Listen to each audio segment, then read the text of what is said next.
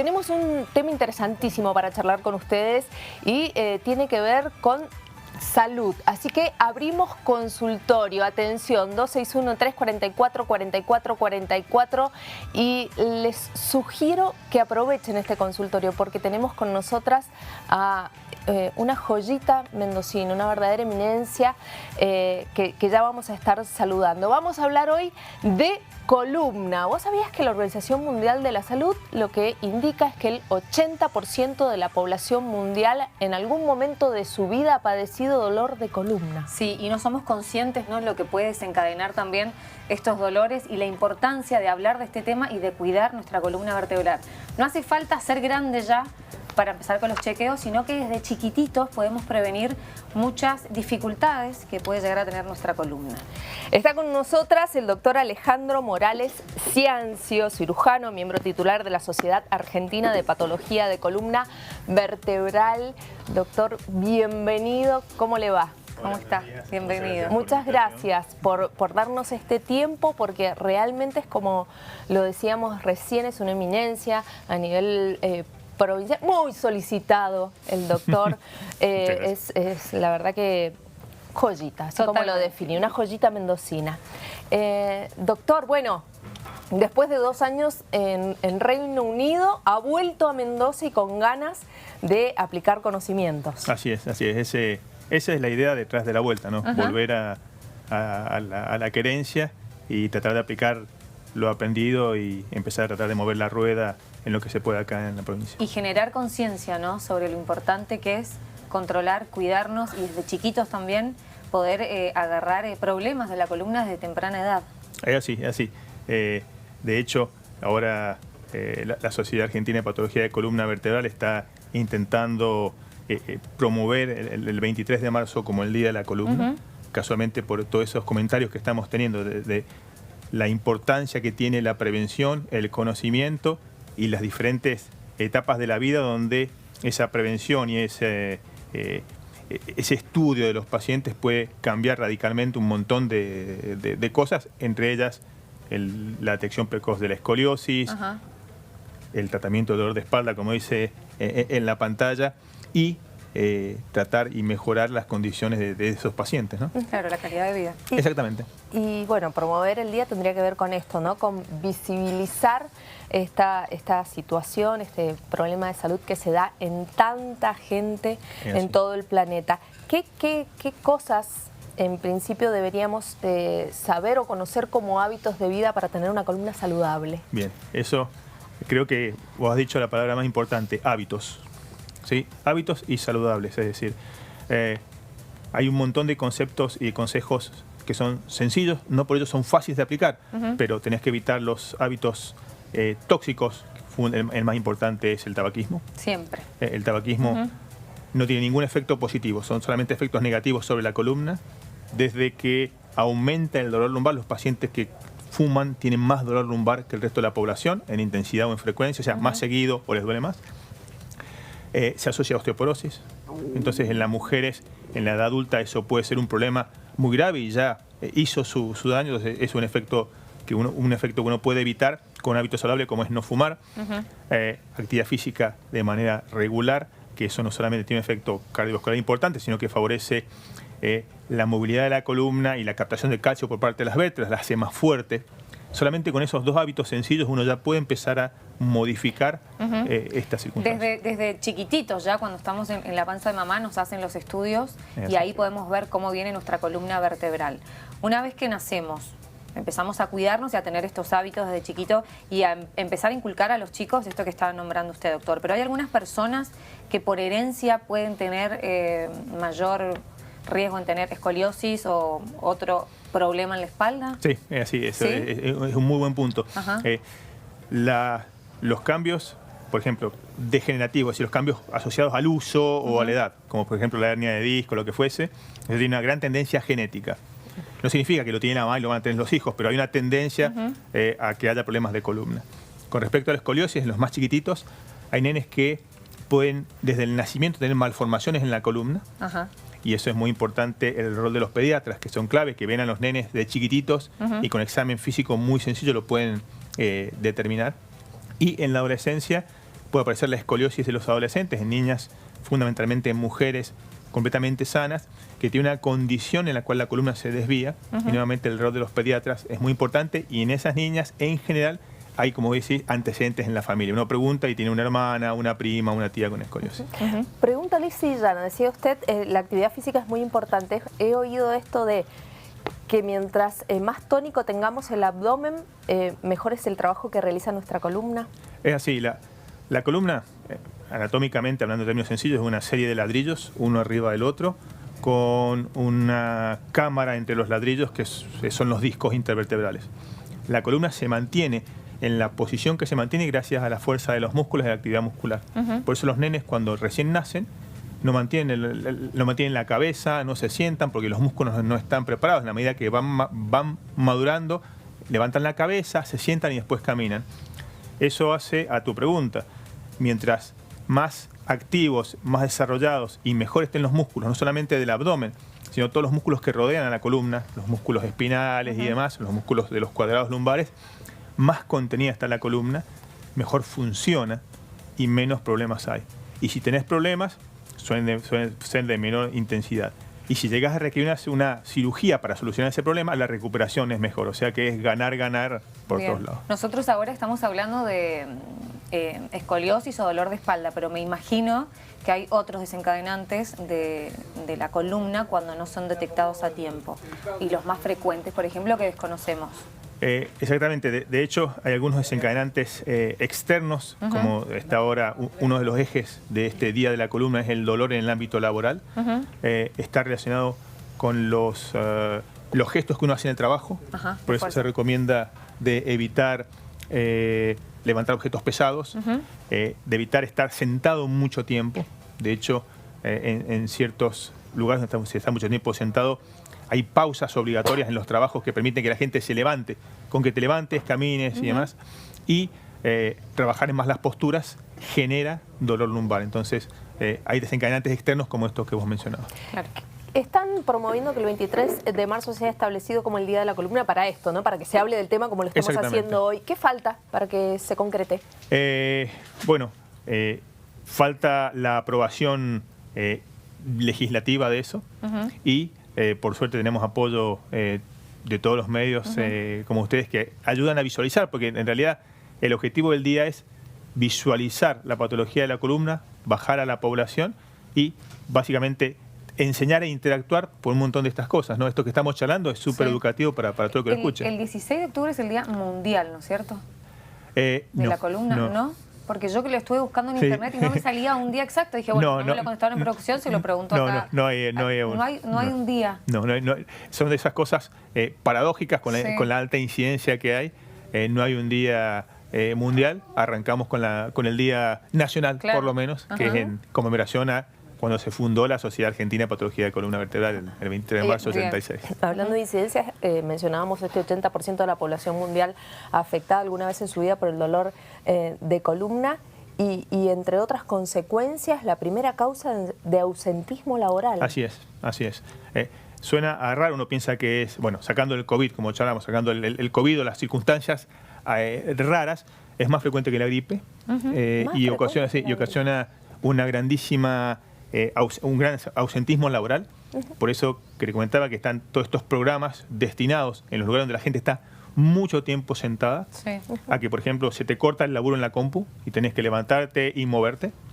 Famoso, viste, que te pones la mano acá y decís, exactamente. ¿te das cuenta lo que te duele Entonces la espalda? eso te lo corta y te obliga a moverte. En otros países se corta la compu. En los lugares que están mucho tiempo sentados, sí. Mira. Y en muchas empresas hay muchísima capacitación y prevención en la gente que realiza trabajo pesado, en los pesos, en las formas, en los lugares donde se trabaja. Entonces, eso intenta, desde la prevención, disminuir la incidencia lumbar, de dolor lumbar y el ausentismo laboral, ¿no?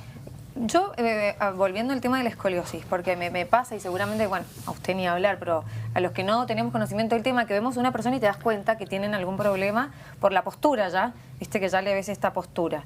¿Hay alguna forma de detectar en casa con los chicos el tema de si pueden llegar a tener algo o mirarlos en el espejo o hacerlo nosotros, un chequeo? Es buenísimo. Y parte de esta campaña y de esto es eso. Vos sabés que la respuesta es sí. En general lo que uno mira es, miramos la espalda, porque es más frecuente ver las asimetrías que desde el frente. O sea, ves la diferencia más frecuente verlo de la espalda que del frente. Los hombros, que estén a nivel, que no hay un hombro más alto que el otro. Yo le voy copiando. Las escápulas, porque si vos ves de atrás, algunas veces las escápulas tienen que estar las dos pegadas a la espalda, y ves que una está más salida a la otra. Y la cintura. Más arriba. Por ahí ves que está más hundido de un lado y más plano del otro. Esos son los principales indicadores que uno tiene que tener. Mira y volviendo a lo que vos decís, es muy frecuente que los papás no sean los que ven la escoliosis, porque están todos los días con los nenes. Claro. Entonces suele ser la maestra, la mamá, la tía que le dicen, los papás ahí lo ven y se quieren partir la cabeza contra la pared, porque piensan que se les ha pasado. Claro, sienten mucha culpa. Exactamente, y no es así, están todos los días con los nenes. Uno, naturaliza la posición que tienen. El doctor, le contamos a la gente, estuvo 2 años en Reino Unido capacitándose y ha vuelto a Mendoza con sus conocimientos y quiere aplicarlos acá y tiene todas las ansias, como por ejemplo cirugía de columna asistida por robótica en niños. Cuéntenos de eso. Eso suena a raro, pero si uno analiza el concepto de asistencia robótica, está en la industria hace un montón de tiempo. La fabricación de autos es básicamente robótica. ¿Sí? Ustedes ven unos brazos que se mueven cuando ve que se hace un auto.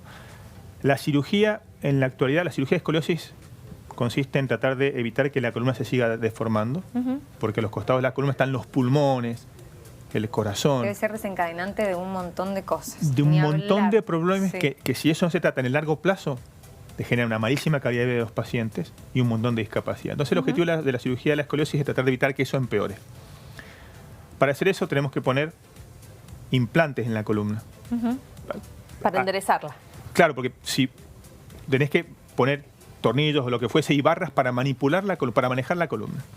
Esos tornillos van en un lugar muy específicos de la columna, entre la médula espinal por un lado y otras estructuras como los pulmones, las arterias y demás.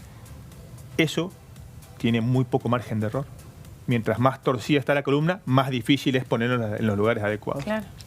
La cirugía actual permite que lo que se llama navegación, que es básicamente el uso del GPS, te permite ver en la pantalla en tiempo real dónde va ese implante. Entonces te imaginas que la seguridad aumenta a un 95% y eso te permite tratar pacientes que antes no lo podías hacer. Y el paso que sigue, que es la cirugía robótica, que se aplica en pacientes con deformidades gravísimas, esos pacientes que vos lo ves doblados en 90 grados literalmente. Sí, totalmente. Es un brazo robótico que, basado en el GPS, permite que el cirujano coloque con una certeza del 99% esos tornillos donde tiene que ir. Claro, en eso me estuve capacitando en el Reino Unido. Y él quiere que eso esté en el NOTI. No, impresión, claro, sería... Y no es necesario mucho, lo hablábamos recién. Antes se hablaba de más millones, ahora de menos. Cuéntelo. Exactamente. Básicamente, hay 2 robots en el mercado y ha habido una fusión internacional antes de que me viniese. Una de esas compañías ha absorbido a otra, entonces el costo del robot de la cirugía asistida por robótica, que es la navegación GPS y el robot, ha bajado a $1,5 millones lo que se hablaba. De 3 y pico, Dani. Por eso va a tener una reunión con el Ministerio de Salud. ¿Y ha podido prever algo o hablar antes para saber más o menos cuál puede llegar a ser la respuesta? Porque sería... Mira, por suerte, sí, cuando vine en julio del año pasado, tuve toda una serie de reuniones y, como te digo, yo sé que soy un fanático mendocino, eso es mi principal sesgo, pero tuve buena predisposición. Vos pensás que he llegado el miércoles pasado, me junto mañana con Ministerio. Es un proyecto, no es un proyecto de un cirujano, un proyecto institucional del HOSPI, porque hay que desarrollar un equipo grandísimo. El HOSPI tiene recursos humanos, hay que desarrollar un equipo dentro de ese. Una decisión a nivel provincial, porque es una inversión que no va a beneficiar a los nenes de Mendoza, a todos los nenes de toda la región. De toda la región. De Latinoamérica, pues sería el primer hospital de Latinoamérica. Y sí, y el que la pegue, el que lo desarrolle, se transforma en el centro de referencia y se deriva todos los pacientes regionales. Imagínate. Por ejemplo, yo estaba en el Reino Unido, y recibíamos los pacientes. O sea, estaba en Inglaterra, en Londres. Recibíamos los pacientes del Reino Unido, Gales, Irlanda y Escocia, los pacientes de Europa y los pacientes de Oriente Medio. Porque cuando tenés un centro de referencia, seguro, y tenés esa tecnología y sobre todo el equipo, porque es difícil armar un equipo súper especializado. Entonces, una vez que lo tenés armado, las otras provincias, en el caso del Reino Unido, sería provincia en el caso de Argentina, derivan los pacientes y las regiones derivan los pacientes a esos centros. Qué impresionante, cuando hablamos siempre de la nueva tecnología y todo, la verdad que en la medicina es indispensable, más allá que siempre, como decimos, se necesita la parte humana, empática y el médico que esté ahí observando y estando en la situación. Está bueno, Doc, más allá del tema que estamos tocando, que nos cuente cómo estamos en Argentina a nivel medicina con estos lugares tan grandes donde usted ha estado. Te diría que la comparación es difícil porque sería peras con manzanas. Sí, vos pensás que en el hospital que laburaba era el tercer hospital de pediatría a nivel mundial. Claro. Entonces, te diría que por ahí es difícil hacer una comparación. ¿Qué te puedo decir? Tratando de comparar lo que uno puede comparar. El recurso humano acá es buenísimo. Es buenísimo. Y eso... Bueno. Pero si lo tenemos a usted, que se fue por una vez que lo contrataron allá. Así, pero vos sabés que siempre lo charlaba. No me contrataron, te aseguro que no me contrataron por lindo, eso es seguro. No me contrataron por mi nivel de inglés, porque eso lo tengo súper presente, que no me contrataron por eso. Ellos ven al cirujano, pero saben, la cirugía de columna no es una cirugía de un cirujano. Por ahí me ven a mí porque soy el que realiza la parte que por ahí es más evidente, que uno piensa que es más importante, pero es todo un equipo que permite que ese cirujano, o ese equipo, porque ni siquiera un cirujano, un equipo quirúrgico haga la cirugía. En Londres vieron que acá laburamos lo suficientemente bien y el hospital te banca y te permite hacer esas cirugías para decir, bueno, ¿sabes qué, loco? Podés laburar acá porque tu formación, y te insisto, no es el cirujano, sí, la parte es todo el recurso que permite hacer esas cirugías, nos permite laburar allá. Entonces, comparando eso a eso, te diría que está súper bien. Bueno, qué bueno y qué importante que usted, con todo lo que está contando que ha hecho, eso es súper importante. Diga. Nos falta recurso. Nos falta recurso. Eso es indudable. Falta un poco de orden, porque el sistema ya es súper ordenado. Pero, parafraseando a algunos técnicos de fútbol, la base está. La base está, Me encanta, qué lindo. Dani, han llegado mensajes. Sí, vamos a aprovechar que está el Doc acá, que la gente aproveche para sacarse las dudas. Te preguntamos si has tenido o sufrís dolores de espalda, y esto es lo que nos dicen en nuestro número de WhatsApp. Hola, buen día. He sido operada de hernia discal L4, L5 y después de 20 años de esa operación tengo una hernia de disco en el mismo lugar. ¿Es posible? Preguntan. Sí, es buenísima esa pregunta. Sí. Eso se llama recidiva de hernia discal. Es una aparición de una nueva hernia de disco que puede ser en el mismo lugar, en el mismo disco, del otro lado. Cuando el disco está enfermo y genera una hernia de disco, la cirugía remueve lo que aprieta los nervios, que es básicamente lo que genera el dolor en la pierna. Eso es la cirugía de la hernia de disco, súper grosso modo. No hay que olvidarse que ese disco estaba enfermo y por donde salió esa hernia de disco es una zona de debilidad. Entonces es variable en los porcentajes, hasta un 7% de posibilidades de que eso vuelva a pasar en el mismo nivel. Bueno, por acá. Hola chicos, ¿cómo se corrige la postura en niños de 10 años? Es buenísima esa pregunta.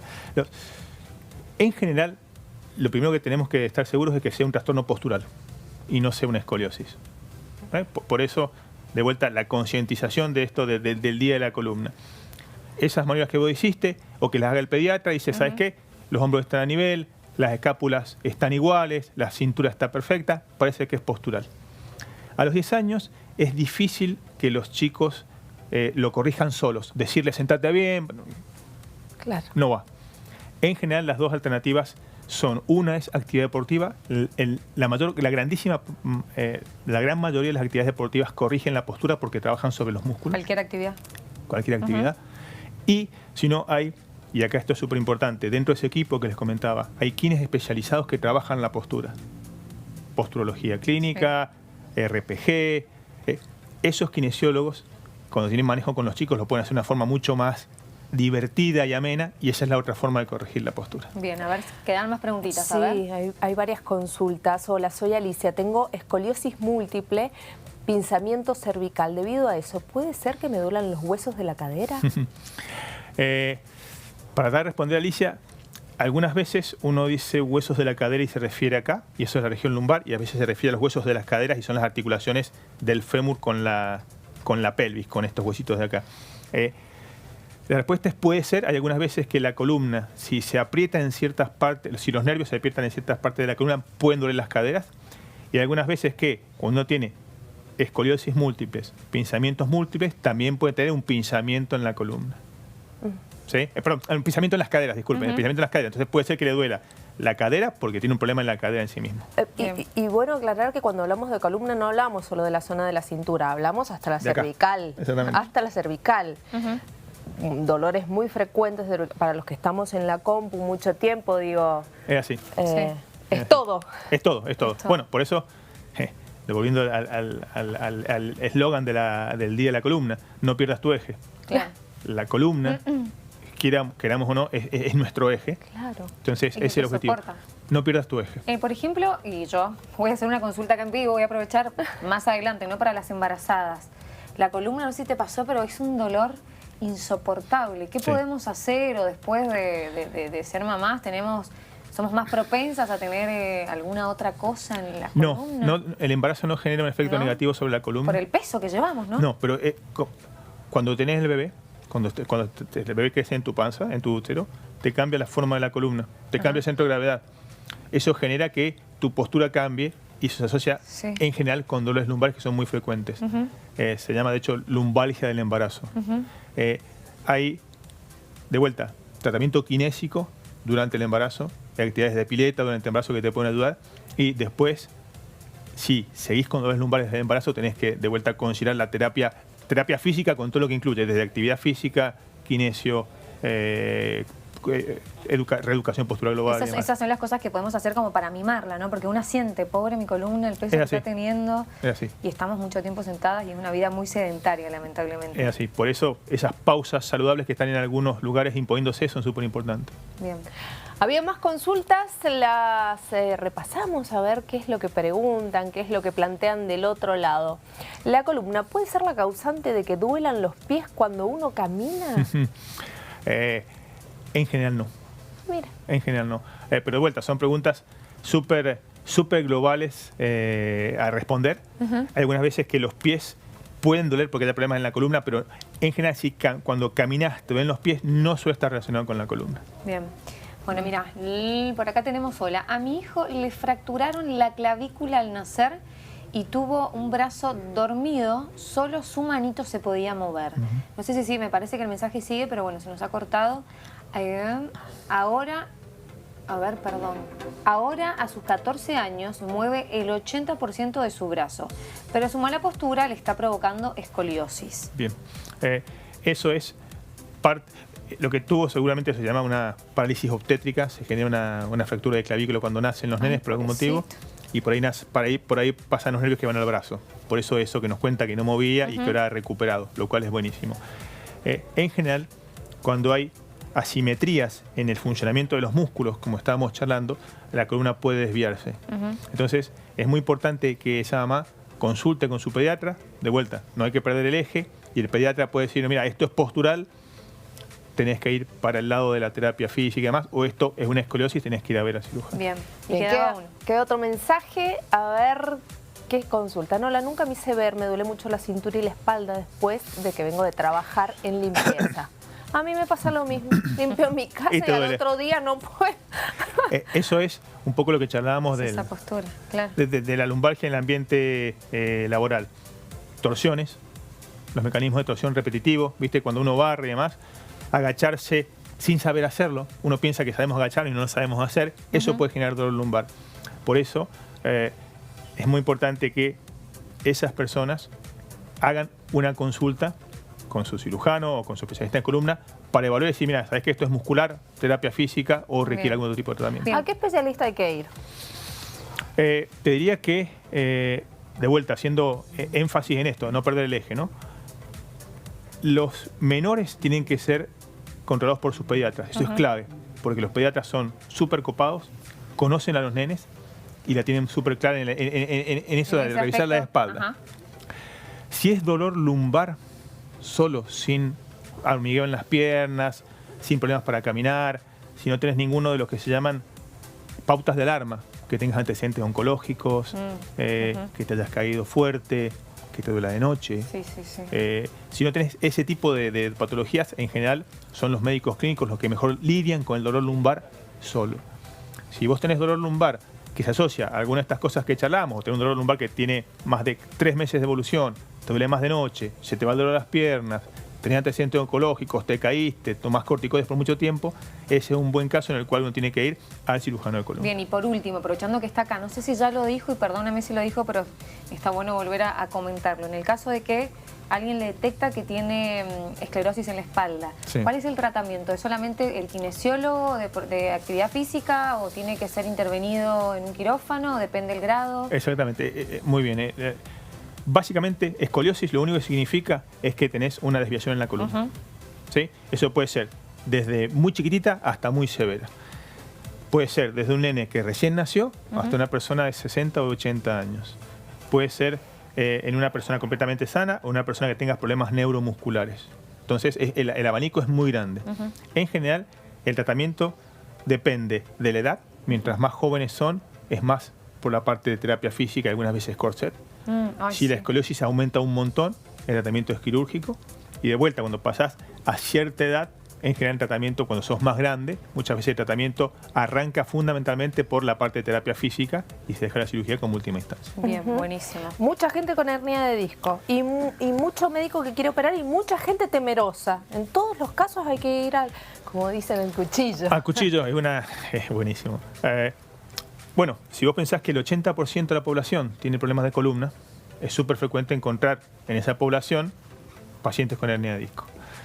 En general, la hernia de disco, la indicación, o ¿a quién se tiene que operar? Se tiene que operar los pacientes que tienen problemas de compresión de los nervios y los nervios no funcionan bien. Debilidad en las piernas, problemas para mover las piernas, o los brazos, si es una hernia de disco cervical, ¿no es cierto? Si no hay eso, no. No, y si tenés un dolor muy severo que no mejora con todos los otros tratamientos, hiciste fisioterapia, kinesio, hiciste bloqueos, infiltraciones, tratamiento del dolor, no mejora, esa es otra indicación de tratamiento quirúrgico. ¿Sí? En general, la cirugía de la hernia discal como tal, la indicación global, lo que dice la literatura es que se tienen que operar los pacientes que no responden al tratamiento conservador, no responden a todo lo que intentás hacer para no operarse. Es la última instancia. Es la última instancia, o cuando tienen lo que se llama déficit neurológico, cuando hay compromiso de los nervios que no funcionan bien, en ese caso es una indicación, te diría, bastante pesada. Doctor, ha sido un placer. Muchísimas gracias. Bueno, muchas gracias. Y éxitos con esa reunión en el Ministerio de Salud mañana. Ojalá dan buenas noticias para el Hospital Noti y para los profesionales que lo acompañan en esta iniciativa. Bueno, y gracias por estudiar tanto y por volver a Mendoza a traer todo eso. Los médicos no terminan nunca de estudiar, con todo el tiempo. Yo tengo 51. Y seguís. Y me fui de estudiante al Reino Unido. No, tremendo, impresionante, admirable. Muchas gracias. Bueno, muchas gracias por la invitación.